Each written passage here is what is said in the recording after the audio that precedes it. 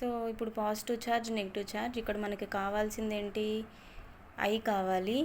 I మనం find out చేస్తున్నాము. Are అనేది 5 ohms ఇచ్చారు. వి అనేది 10 volts ఇచ్చారు. ఓకే, సో మనం ఫార్ములాను కనుక ఓమ్స్లను కనుక చూస్తే వి ఈజ్ ఈక్వల్ టు ఐఆర్. ఇక్కడ మనం రిప్రజెంట్ చేసుకొని ఆ ఫార్ములాలో మనం సబ్స్టిట్యూట్ చేసుకుంటే వి వాల్యూ 10, ఐ వాల్యూ మనం ఫైండ్ అవుట్ చేయాలి, ఆర్ వాల్యూ 5.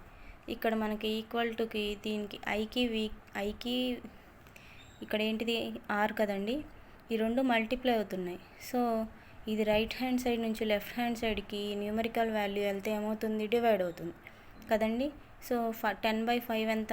5 టేబుల్లో 2 times. 2/1 మీన్స్ 2నే కదండి, is equal to I. So మనం ఫైండ్ అవుట్ చేసిన ఐ వాల్యూ ఎంత అండి? 2 amperes.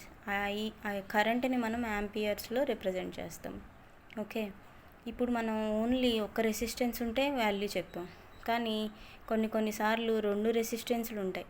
సిరీస్లో ఉంటే కనుక రెసిస్టెన్స్ వాల్యూస్ R1 + R2 అని ఫైండ్ అవుట్ చేసుకొని ఆర్ వాల్యూని మనం ఇక్కడ R1 + R2 అని ఫైండ్ అవుట్ చేస్తాం.